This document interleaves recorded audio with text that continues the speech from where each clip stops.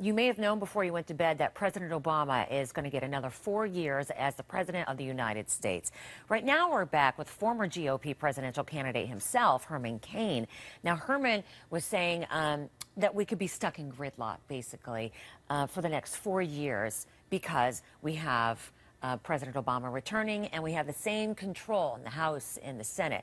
So I'm wondering then, what would you do if you were President Obama to get out of that, what you predict is gridlock? I would call the leaders of both parties together Right. from both houses and start with where is that common ground that we can agree upon. That's where you start. Secondly, you take the solutions to the people. If the people better understand what it is that they're being asked, what the Congress is being asked to do, they could probably help the president get some of those things done. And so I think that those would have been the two things that are missing. That's what I would do if I was President Obama. Start a narrative or a dialogue with the leaders and say, where is our common ground? Start there and then move forward. You know, is there still like a, though when you're lawmakers, is there still like a, gosh, a petty, I want to look like you. I want you to do well, but I don't really want you to do well because that means that you were right all along and my party was wrong. There's a lot of that. And Yeah. Robin, there's too much of that. And it also influences how sometimes people vote. They will vote a party line. Here's an example.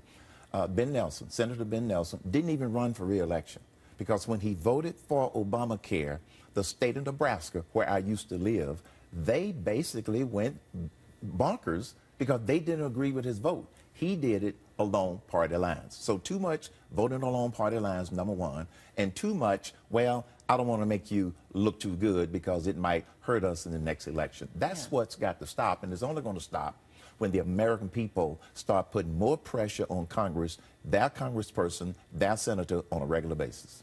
You know, and we've seen that disenfranchisement in the past couple of elections where people are like, get people out of there. I don't see anything getting done. Now, I wonder on a personal level, because you ran to be the nominee for the Republican Party. Right. You know, I wonder what it's like for Mitt Romney or for anyone. You know, the day before the election or the day before you decide I'm not going to be part of the next debate, whatever it is. Right. You know, you're like, this guy that I'm running against, whether it's in your own party or someone else. Right. He's, you know, basically you're saying, you're all wrong. You don't know what you're talking about. I'm better. I know exactly what we need here. But then the next day you're like, no, I support you. No, let's say a prayer for you.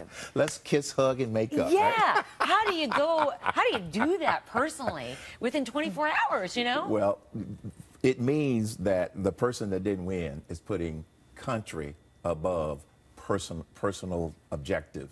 One of the comments that I made in a lot of the speeches I gave over the last 2 months, I'd say to the audience, I said, you know, in 2008, 6 million people didn't vote, 6 million conservatives didn't vote for John McCain because they didn't like John McCain. And a lot of people weren't real excited about Governor Romney in this race.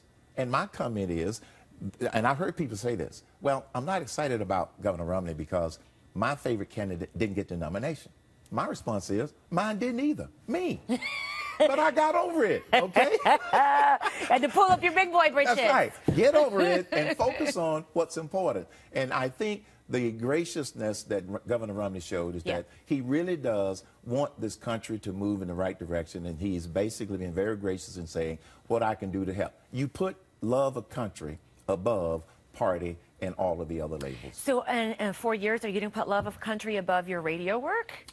Probably not based upon what I know today. I'm probably going to stay in the radio business. I'm probably going to stay in media and communications because I think that that's a very valuable role also in helping people understand the real issues, help them understand the facts, so they can be more demanding of this divided Congress that we're going to have for the next 4 years. So did I just hear you say, nope, you're done with politics? You heard me say, nope, that's correct. I'm done with politics based on what I know today. But I never say never. Because when I made the decision to run for president, that was never something on my radar. But based upon what I know today, I am done running for public office. All right. You heard it here. Herman Cain, thank you so much.